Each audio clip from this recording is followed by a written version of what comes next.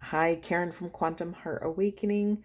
Today we're going to do something a little different. Today will be a divine inner child check in.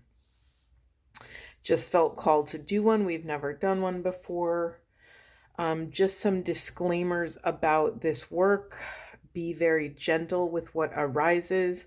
Messages, it is my hunch that messages could come through as the voice of the inner child, or messages can come through for the adult on how to come into deeper relationship with the inner child. So, just a disclaimer again, go very slow with what this has to offer. I'm stepping into the mystery along with you. I have no idea what's going to come out. So, be gentle. Stop the reading if you need to. Journal, ground, hydrate, nourish the body, mind, self, and go at your own pace. Okay, let's see where we go today. Side note, I also tried to use my most sweet, fun cards and just kind of more cartoonish imagery to kind of get myself in that sweetness of a childlike perspective. So it's kind of fun to see. I'm very curious at what's going to come out here. And I'm also curious on which voices. And what's interesting, I think I'm being called to tell you about this because what I do as an oracle to empty the vessel and then interpret the feelings, sensations, words, stories, narratives that come through me, that type of discernment is actually what you all are in training to do, right? We all actually are an oracle for self and the collective. We are just practicing honing our gifts and skills at the awareness around what's flowing through our vessel.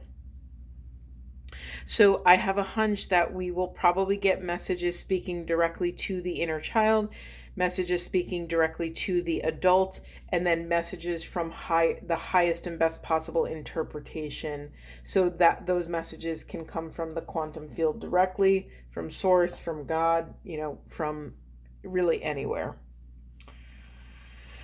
Okay, let's drop in.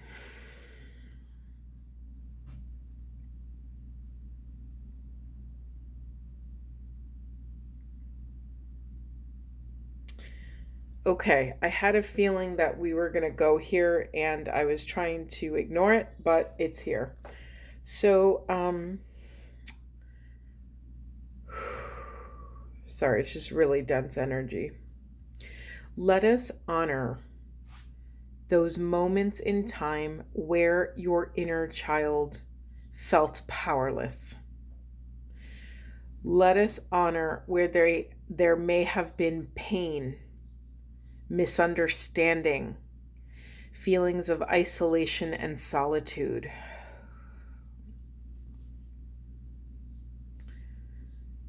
Sorry, I'm just, it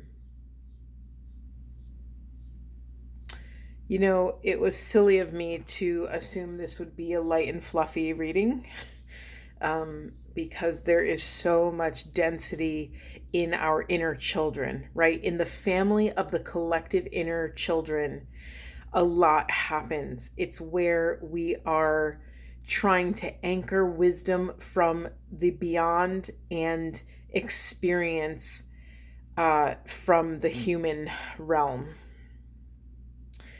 They say children up until 7 or 8 years old carry this wisdom from the other side, right? They have that open connection. They're closer to that side than they are to this side.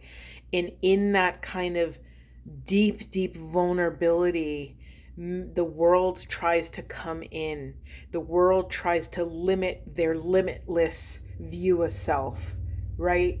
Children, when they come onto this planet, I'm getting full body chills. I always name that, by the way, because I think it's important. It's almost like the antenna is vibrating in the wind of the quantum field. So I always like to name that so you can know, where we're at and why this is important, or that it is important. it's a very dense experience we all have to go through, right? We come into this planet, we are this infinite soul, and we have access to the full spectrum of the quantum field. We have so much wisdom and knowing and gnosis, and we know our divine birthright. We know our inherent gifts and talents. We know how sacred we are. And then what happens? The world starts to penetrate that beauty and that vulnerability. And sometimes children are strong enough to maintain that sort of open, vulnerable, creative spirit towards the world. And more oftentimes than not, children are not strong enough to do that, right? But it is not any sort of failure on the child's behalf, right? It is the soul's mission, right? We signed soul contracts to come here, agree. We choose our parents. We choose the work we want to do. We choose how we want to be born. We choose how we want to die. Take this information with a grain of salt. If you don't agree, that's fine and beautiful. These are just ideas to kind of see where you're at, to bump up against and feel where the edges of your truth are. So I share a bunch of things. This is a lot of wisdom from many different traditions, and I kind of meld them all together.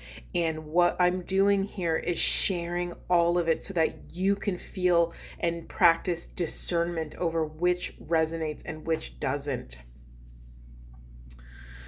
Okay, yes, so there's this very sacred empowerment, this journey of empowerment as we become souls and enter in the human realm, the realm of matter. We tend to, hold on. Okay, there's a message here about don't dwell on this idea or concept that we lose something. Do not dwell on this idea that we fail to maintain our infinite selves or something like that. It is built into the program. It's like signing up for college and there's core curriculum that all the students have to do, right? It doesn't matter if you're going into biology or psychology or literature or communications or engineering. Everyone has to take those core classes. I had a very extensive core program in my undergrad, and it was like double of everything, right? Double philosophy, double theology, double math, double language. Actually, it was like triple language. Very intense study program. And again, that is sort of so that everyone has this baseline foundation and you get to taste a little bit of everything to kind of feel into. Maybe you graduated high school and you absolutely knew you were going to be a eye doctor because your father was an eye doctor and your grandfather was an eye doctor. But maybe you get there and you take a core class like music or art history or philosophy or women's studies. I don't know what it is. And something ignites in you and you've been exposed to something you never thought was possible. This is what the journey of the inner child must go through.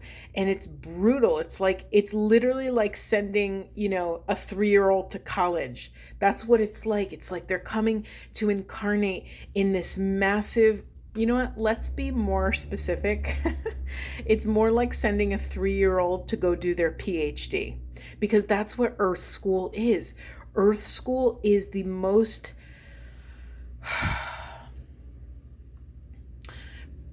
how do I say this? The most adversarial exploration of the human spirit. It is the most rigorous training program for the soul to confront, right? It's like, okay, you're going to go down to Earth School and you're going to choose your path of study, but we're going to wipe your brain. We're going to wipe everything right before we're going to wipe the hard drive, right? We're going to clear it out, reformat, and you're going to have to start from scratch. And some bodies of thought believe that this is actually literally what happens, that we forget. And it's in that adversity, it's in that those wild, complex trials and tribulations. And let's be honest here, pain, suffering, the full spectrum of human emotion, that we grind it out and we polish our stone, right? We bang ourselves against this human experience. And what we're doing is you could use polishing the stone or sharpening the blade, whichever aligns with you. But this is being this kind of explicit and direct with the words and intense, because it is this intense. And just for a little child, you have to come in and be completely dependent upon others. Not only dependent upon others, but dependent on others that don't remember who the heck they are and where they came from and what they came here to do. And imagine being a child who incarnated, and you have all this wisdom. You have all this wisdom, and your job is, can you flow through life and hold on to that bit of preciousness, that divine, pristine nature, that open-hearted, sweet. You've heard me say this a million times, but the phrase is pristine preciousness. When I say that word, I realize I have a visual that's associated with it every time, and I've never ever shared this with anyone.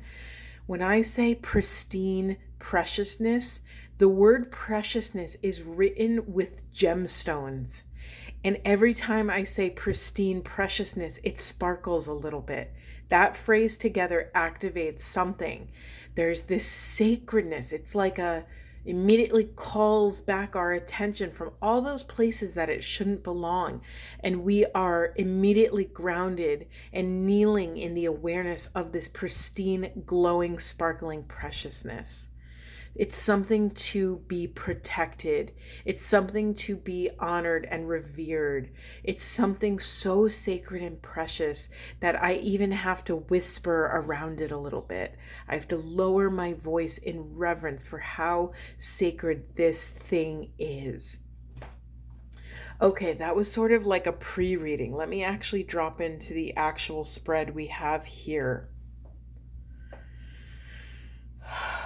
Okay, I'm just going to start riffing. Okay, I'm going to say a bunch of random things. The hardest thing about the inner child experience is that things are always better than we can ever imagine, right? Our job as children is to really just surrender and be, right? And there's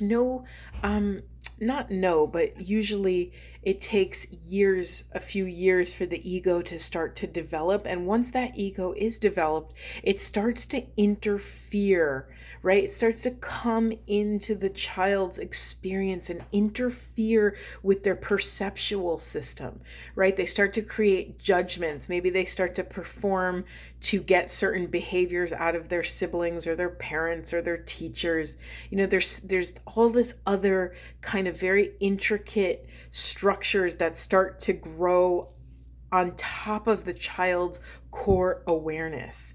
And so the beauty and why childhood must be protected so much is because it is the time of infinite exploration, infinite curiosity, infinite wonder. Think about when you're teaching a baby or a toddler something they've never seen before, how to use a remote control, how to use a telephone, what their name is. Maybe you're teaching them their address and what an address even is, and why is it important that they know this information. It forces us to get out of our adult perceptual system to describe things in a way to someone that's never had these experiences or doesn't have context for these experiences.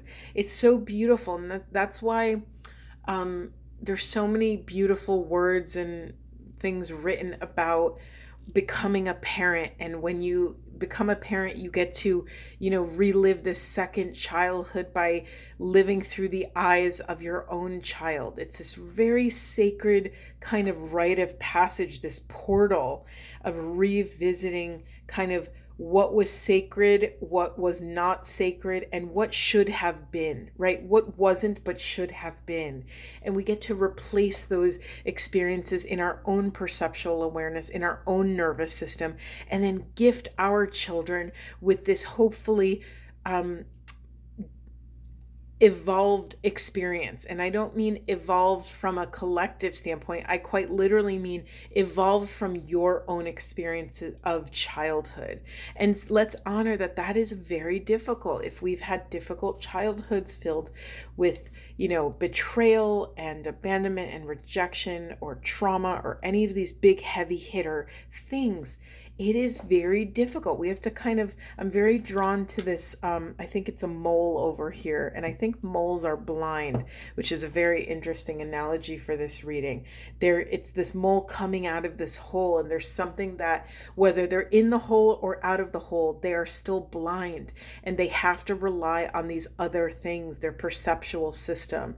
So there's something here about getting yourself to a grounded standpoint where you can actually trust without having to see, without having to know. Okay. There's so many cards here about trust and surrender. I embrace my healing abilities. My words have power. I make way for miracles. I trust my journey. I trust, love, and honor myself. What I find interesting, and I don't know if they meant this to happen, this card here of this heart-hugging self, on the left arm almost looks like it's a more muscular, bigger arm than the right. And so it's kind of this symbol for me of like the masculine and the feminine coming into this inner embrace. And the heart represents the inner child, right? Our masculine and feminine are these internal parents for our inner child. And when we can come into balance and come into some sort of grounded symbiotic situation, I was about to say situationship, but and that might be for some of you that maybe you've experienced only situationships either as a child or as an adult where there wasn't a solid long-term legacy of this love, of this stability, and you had to kind of gift that to yourself and kind of in your own embrace and love care for yourself. Okay, this is a very complex reading. It was very naive of me to think it would be otherwise, but here we are. So let's take another shift. The visual I just received was this crystalline dodecahedron, and when I said that of like, let's take another shift, it was like, wait, hold on, I actually have one.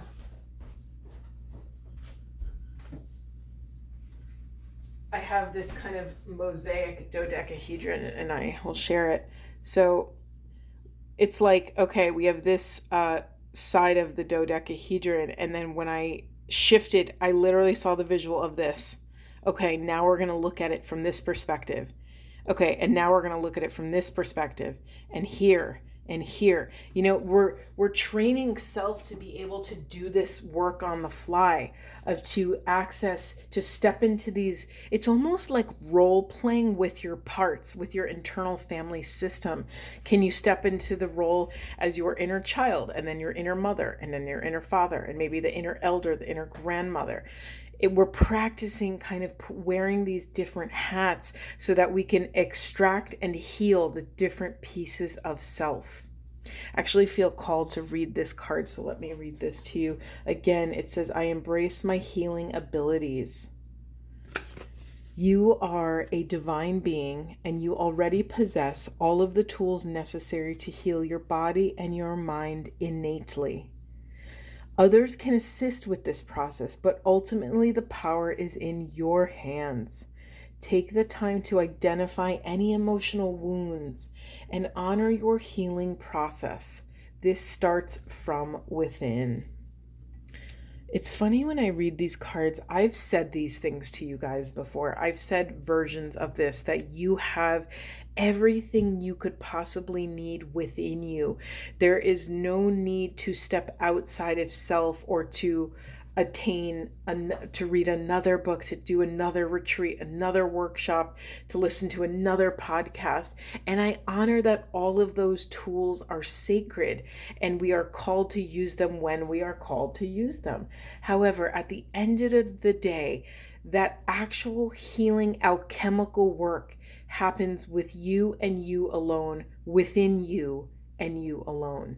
And you alone witness that alchemical transmutation of that density into something light, into grace. Okay.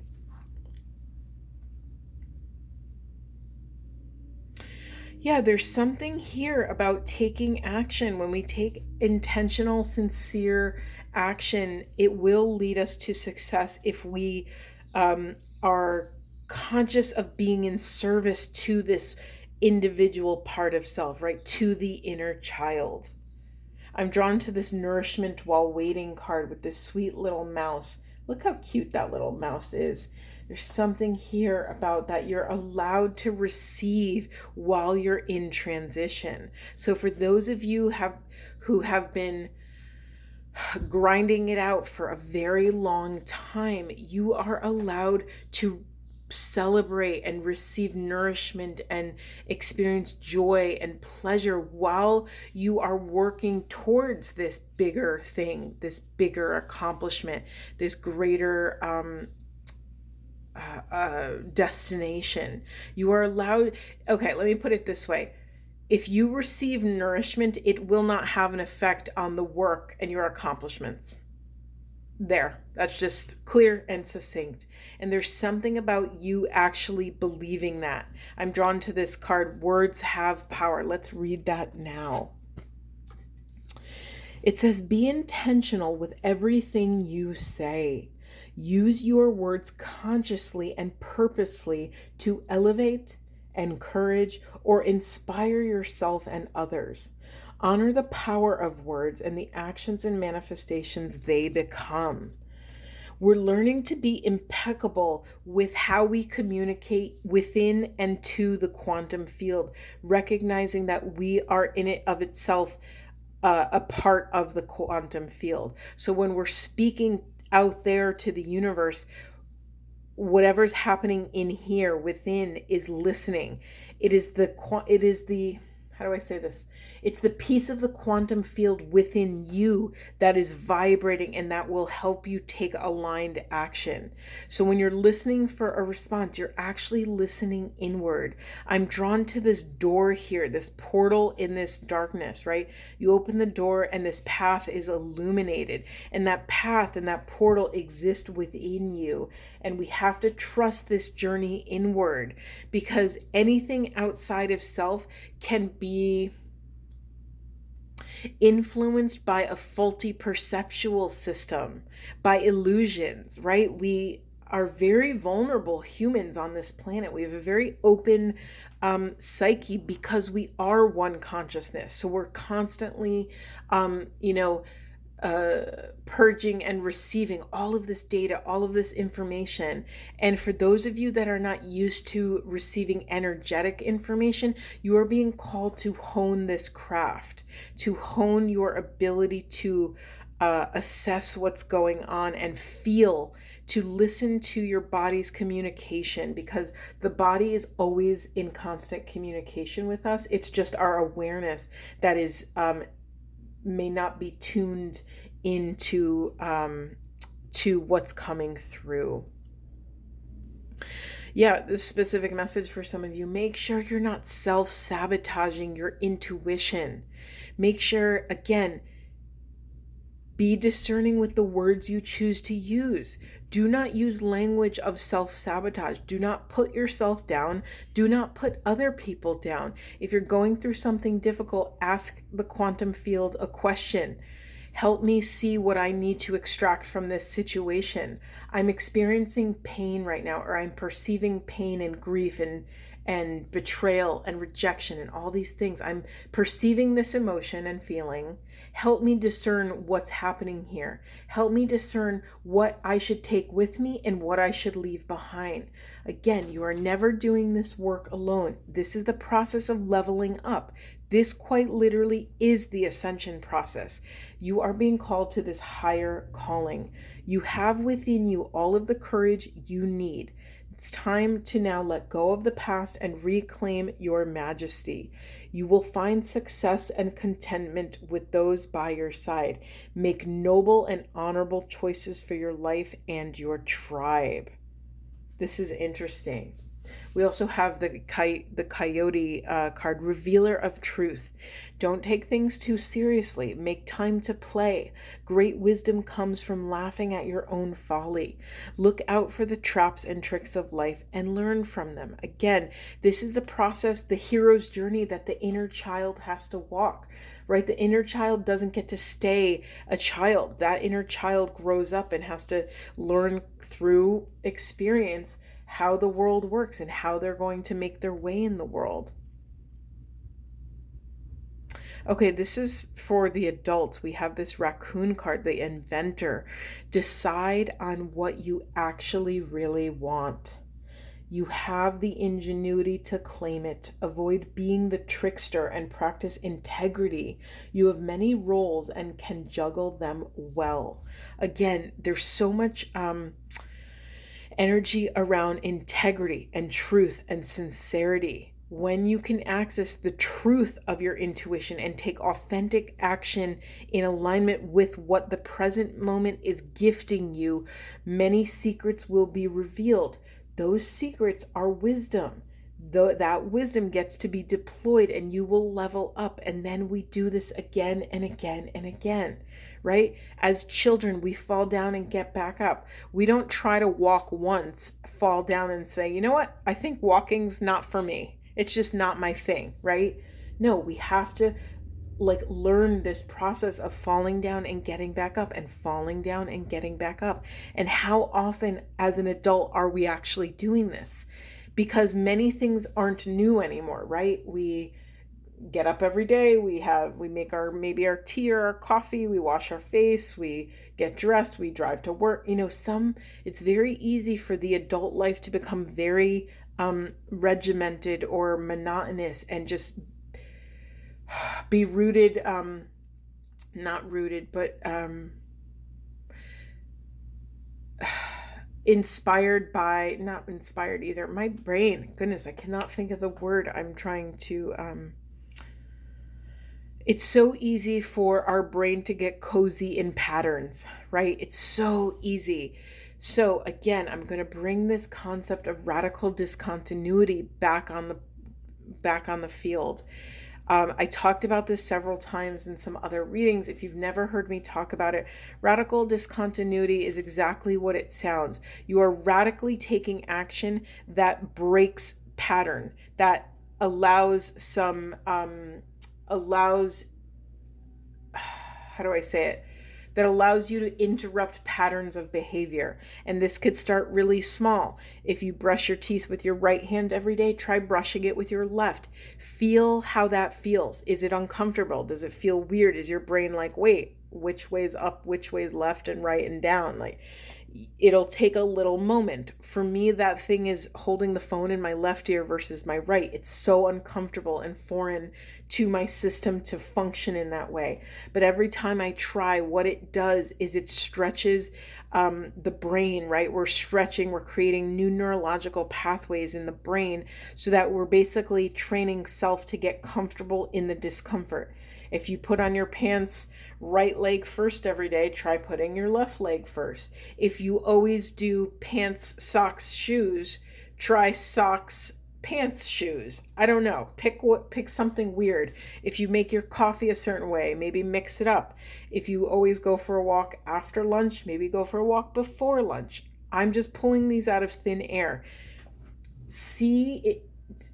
Check inward and see in your life where you can interrupt habits that you've had.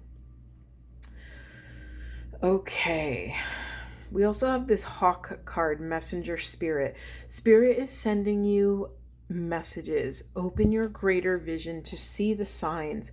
Focus on priorities and eliminate distractions. You have a bright future. Let yourself ascend to new heights.